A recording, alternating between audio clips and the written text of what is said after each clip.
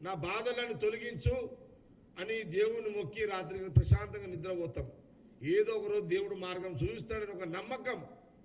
అది భగవంతుడు వేరు, రాజ్యాంగం వేరు. అంటే అమిత్ షా గారికి బీజేపీలోకి ఈ జ్ఞానం లేకపోయింది. ఎవరైనా ప్రజా సమస్యల మీద గలమెప్పుతారు ఎక్కడైనా పార్లమెంట్లో. దేవుని మొక్కేది పార్లమెంట్లో కాదు, అది ఎవరి మనసులో వాళ్ళు దేవుని మొక్కుతారు, దేవుని కోరికలు కోరుతారు, దేవుని మీద భారం వదిలేస్తాము. దేవుని యొక్క ఎప్పుడు మనకు కోరిక తీర్చడం ఎదురు చూస్తామో అదొక నమ్మకం, అదొక ధైర్యం మనకు.